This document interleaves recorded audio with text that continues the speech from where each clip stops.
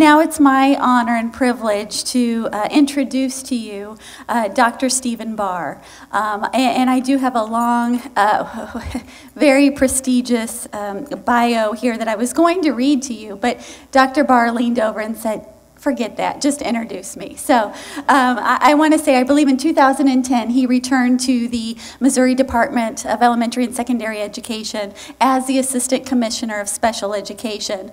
So we are honored to have him back in Missouri and providing leadership over the Office of Special Education. Without further ado, Dr. Barr.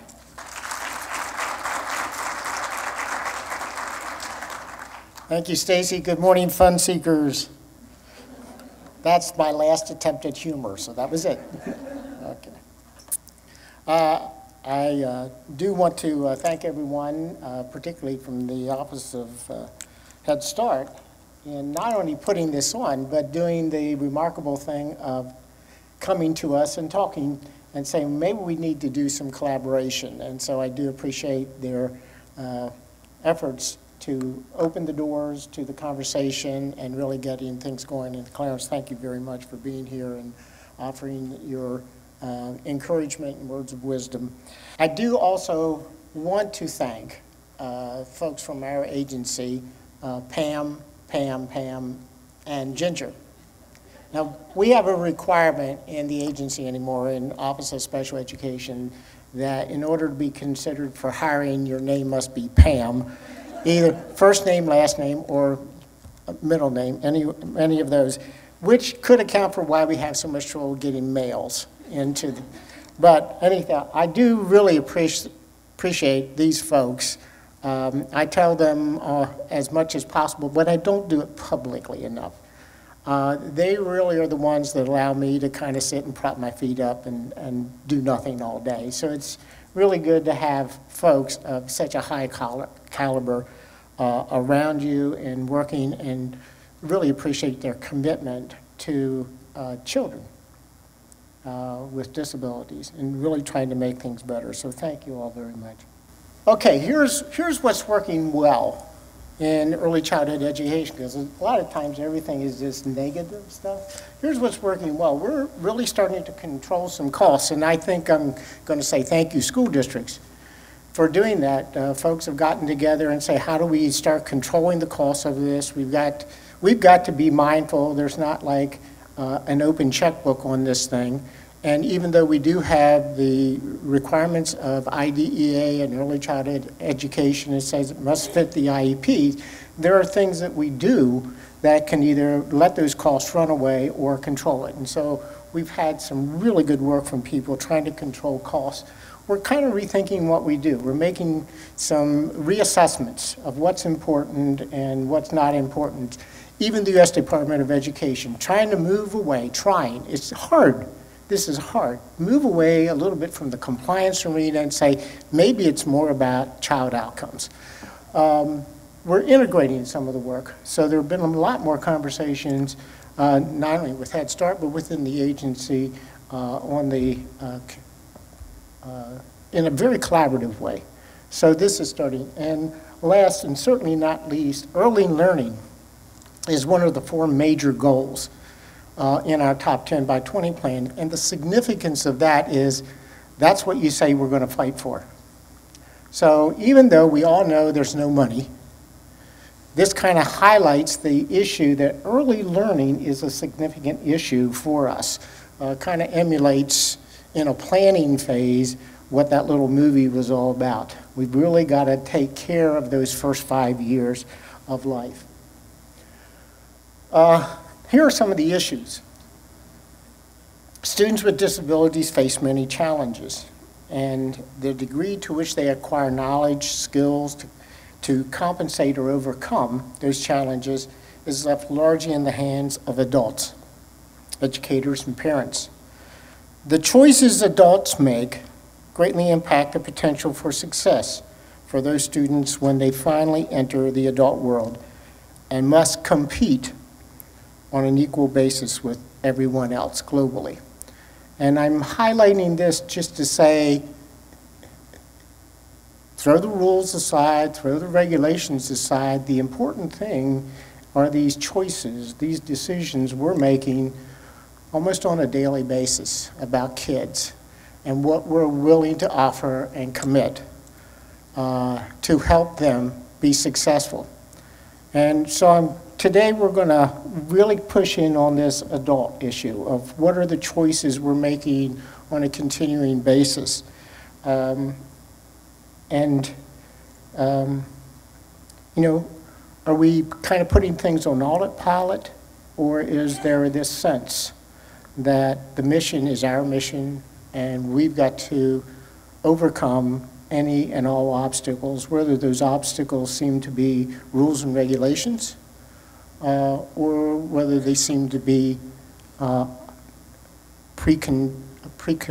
perceptions about children's abilities and things like that. So please keep in mind the decisions are all at the adult level.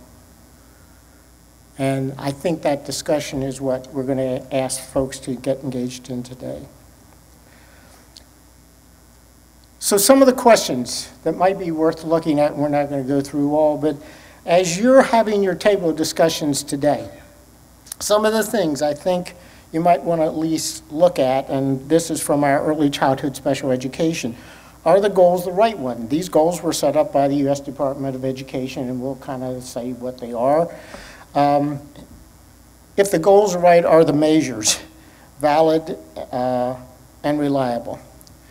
Do the instruments we use give us that reliable data? And the part answer to that is, well, you know, we let everybody kind of choose all these instruments. About all I can tell you, and you're going to see a little bit of data, about all I can tell you is here's this trend that if I assume everybody uses essentially the same instrument to gauge these things from one year to the next, I can assume this is what the trend looks like. Slow improvement, no improvement, whatever. I really can't read into it any more than that because everybody's using something different. And I don't know what that something different is necessarily. So that's an adult decision somebody's made to say everybody gets to choose about what they want to do. Is that good or bad for kids? Makes us happy someplace, but is it good or bad for kids? Is what we're doing working? It's a little hard to tell for me to tell because, you know, I can't really delve down in much more than here's the trend. If it's not working, are we satisfied? So are we taking aggressive measures to make something better? Whatever that something is defined by hopefully some data that's provocative. Are we the right people to make the improvements?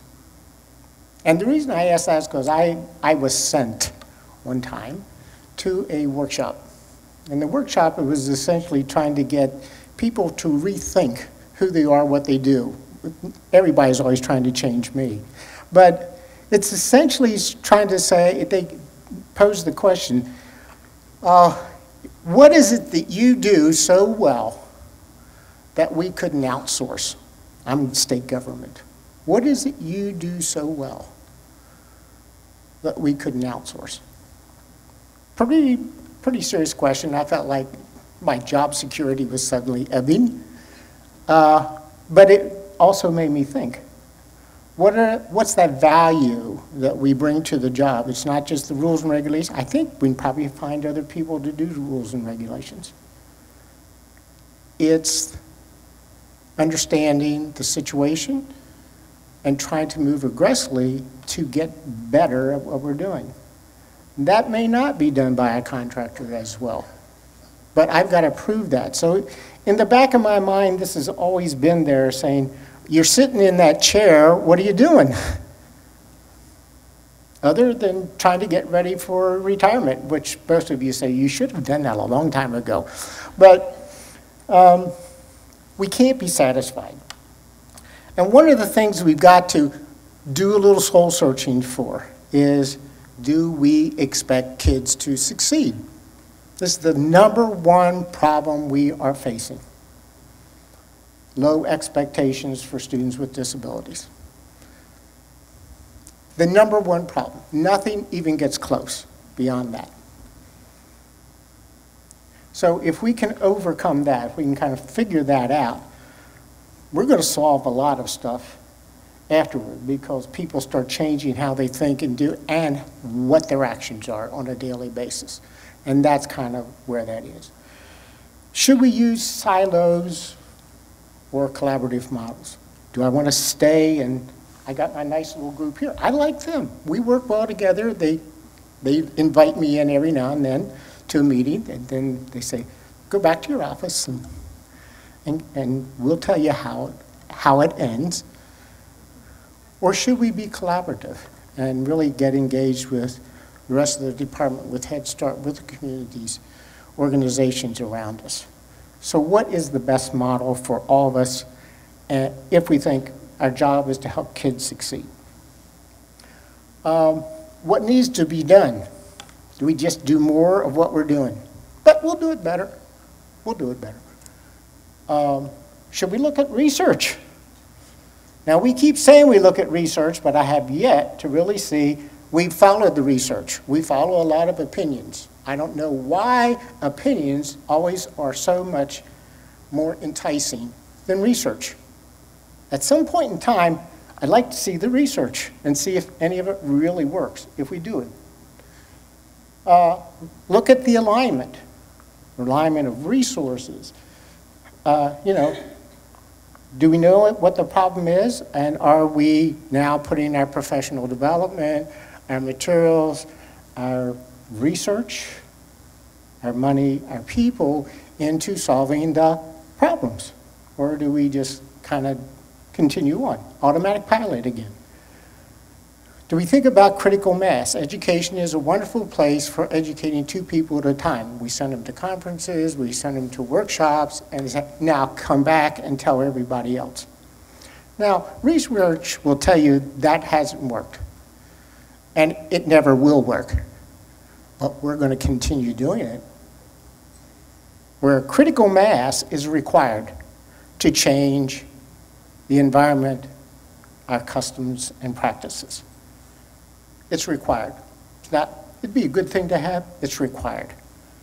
Do we look at our reinforcement and consistency of things? Is it this one day and this the next day? Are we reinforcing behaviors that we want from children and from adults? So, here's the student, and we have the IEP meeting, and we say, this is what we're going to do in our special ed environment.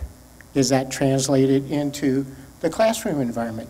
Is it explained to parents and say, it's probably important that we all work on this behavior in a very similar way? The consistency of practice, because what are we trying to do?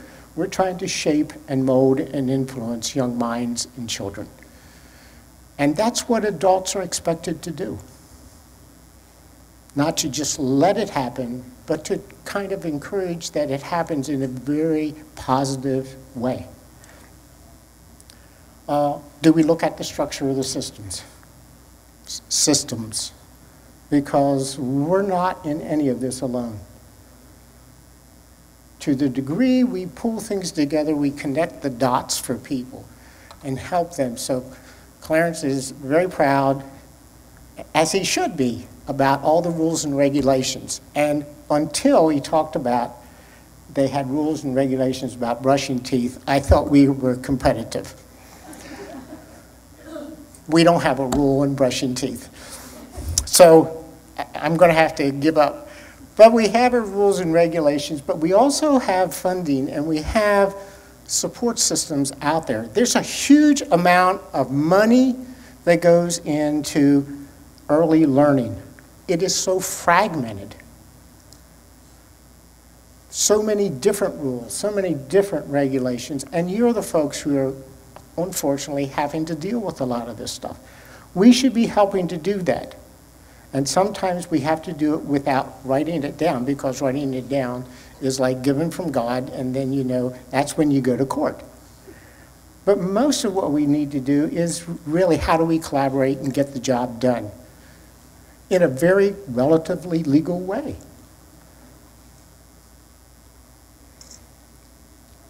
Align the resources, and what are our expectations for students? And I break expectations down into short term, which is the American business model. Everything is what's going to happen today or tomorrow, and will I make money from it? So am I going to fix this kid's behavior that I don't like today, or this little artic thing or something? Or am I looking at 20 years down the road, and the child now is going to face this world? What am I doing to prepare child for world? That's really the ultimate goal. And that's a decision about what we're going to put on that IEP. It's a decision about where we're going to place the child. It's a decision about what are the resources we need to bring to bear. And it all comes back to adult decisions, constantly. So we are all major players in the success of that child, whether we like it or not. Okay, so here's how we kind of spend our money in early childhood special education. This is just relative terms, but we spend 16% on transportation, 12% on speech language, 24% on related services, which also includes speech language, OT and PT. OT is occupational therapy, PT, physical therapy. Contracts, which also includes speech language, occupational therapy, and physical therapy.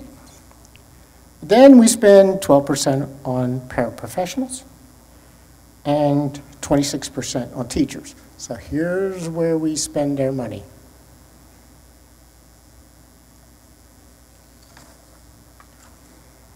Here are our outcomes. Now, again, I admitted a little bit ago, shaky data, but if you looked at the trend data of this stuff, you would see that it's very flat. So here are those 3 goals that we have to report back to the feds every year. One's about social emotional, one's about knowledge, skills, and appropriate behavior. Now, the scorecard on this is not, have you made progress? That's one scorecard. This one really is, how do you compare with your non-disabled peers? Of students with disabilities, how do they compare with non-disabled peers? And so there's our scorecard. This is what somebody's expecting to have happen. Now think back what I just told you about how we spend our money.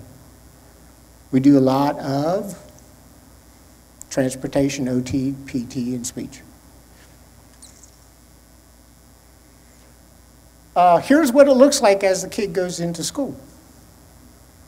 Now, that looks like a bunch of jumble, so I'll try to clarify a little bit. CA is communication arts. That's how we test kids. M is mathematics. We have approximately 800 buildings in the state of Missouri with a sufficient N size. That means they got at least 30 kids with disabilities that we could test in certain grades 3 through 8.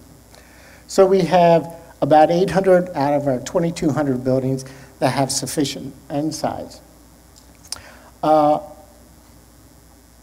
of those, we have 465 missing adequate yearly progress for students with disabilities. We have this target.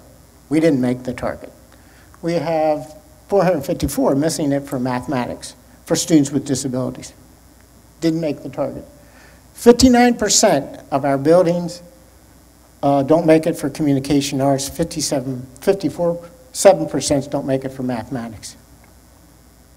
And we have a huge gap between students with disabilities and all students, which includes students with disabilities.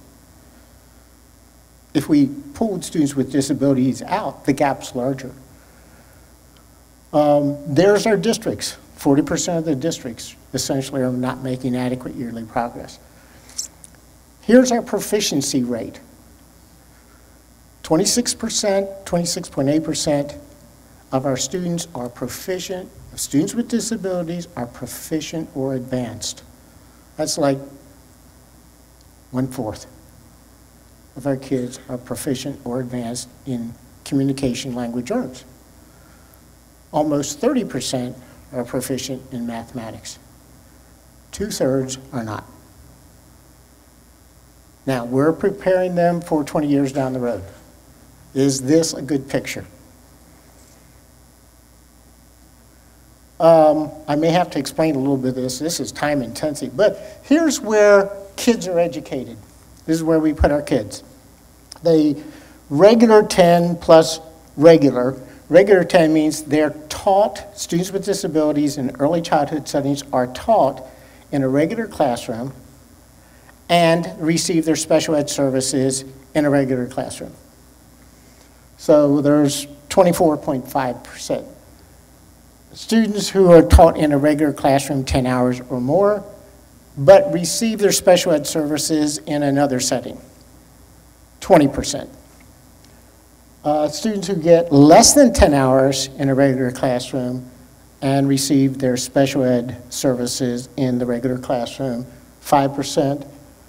Less than 10 hours in a regular setting and receive their services in another setting, 6.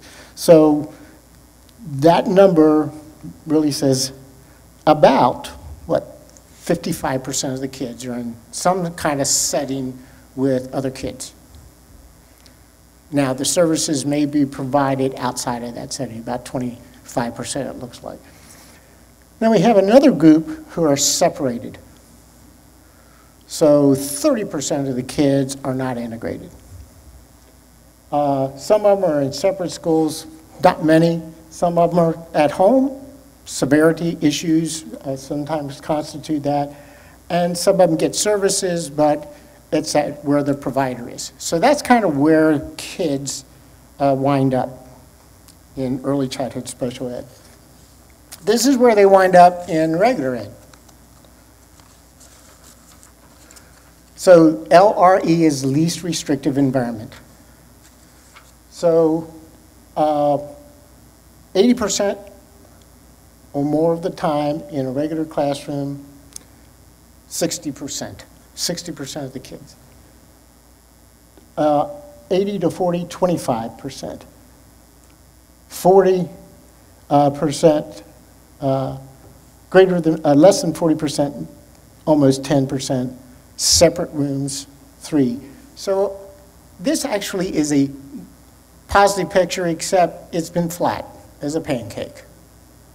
It says that about 85% of the students with disabilities are taught in a regular classroom at least 40% of the time.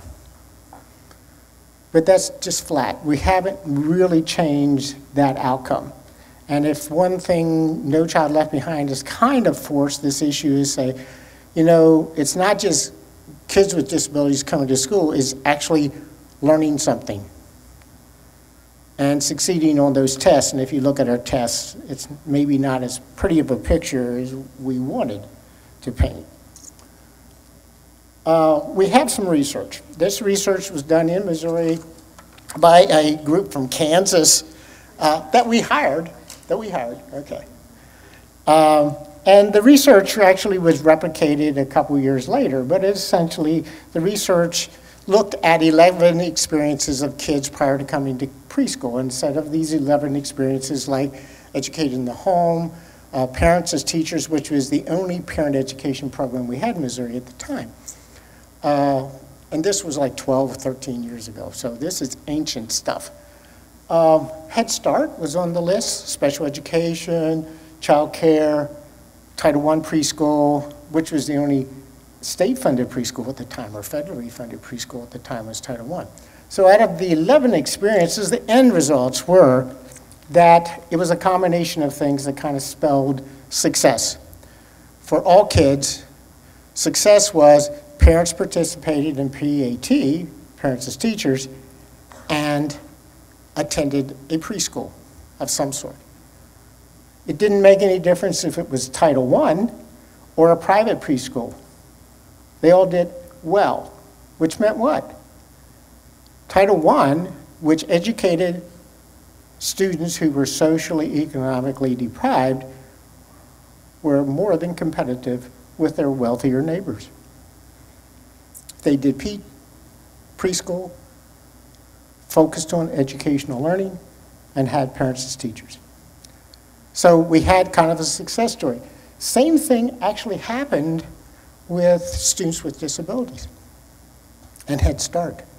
When we looked at it, students with disabilities who stayed in their separate classrooms were the lowest functioning, period, in the conversation.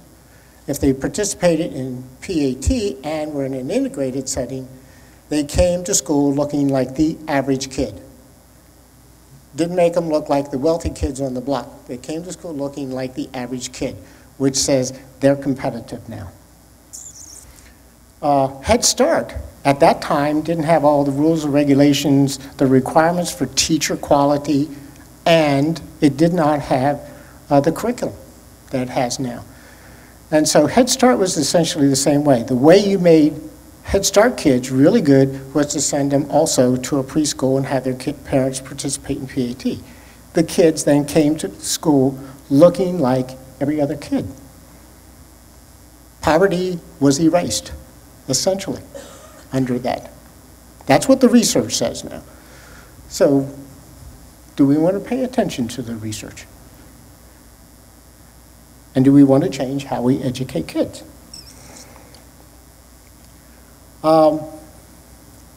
So those are kind of the questions I think we need to grapple with. We have some collaborative models, but I think there ought to be conditions. You know, we need rules, we need regulations, but we need to focus on student learning. This is kind of the big issue. Can we get our eyes focused on the kids? Can we think about same standards? Can we stretch learning? Not just, let's have a common setting. Can we stretch the learning for everybody in this? Can we create great expectations? Can we tie early learning to K-12? At some point in time, they're going to go somewhere. That's what systems do, is they connect and say, you're not going to be here for 25 years in early childhood special ed. You get to graduate. After 14 years in early childhood special ed, we kick you out automatically and you go to kindergarten. So we want you ready. Have we paid attention to the universal design for learning? All that is are we helping teach kids in different ways? As adults, we all appreciate that. I don't really buy this that we learn in one way.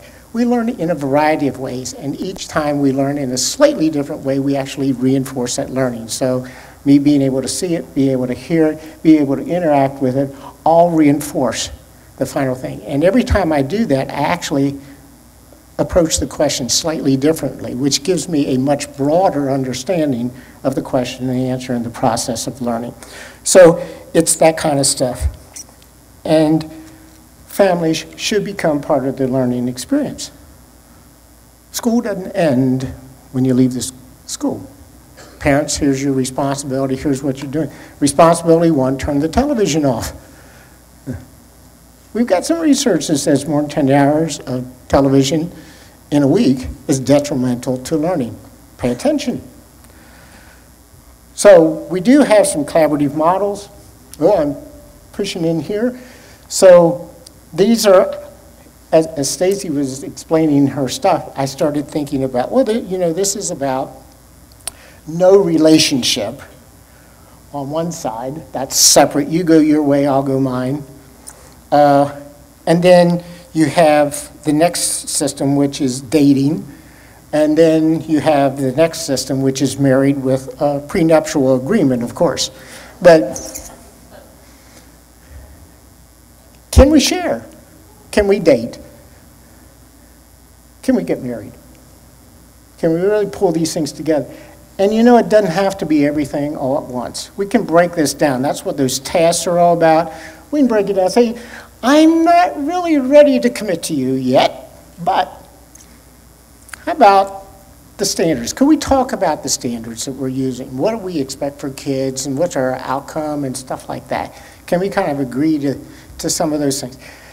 you know, we're going to do a professional development activity. It won't cost me a cent more if you come and visit and participate. And bring all your folks here. It doesn't cost, I'll buy another box of cookies, okay? But all in all, it's not going to cost me a cent more to do that. And leave a little time so we can talk, so people can get to know each other. But these are kind of the tasks, and you can do any or all of those things separate and build and bond and finally get to the marriage with a prenuptial agreement, which are rules and regulations. So those are things we can move into and discuss. I know this is difficult. It's much easier than as a state just saying, oh, go and do it, because Head Start, you work with a lot of school districts. School districts work with a lot of partners. A lot of partners. So it's really trying to build the bridges and then build the bridges to the larger communities. Can we get school districts to kind of agree, well, we'll all follow these standards and PD and stuff regionally? And they do that in some areas, and in other areas they don't. So it's really trying to say, where are we, where do we want to go, and what are some starting blocks that we can get to, agree on, and kind of move this forward. It doesn't have to change overnight.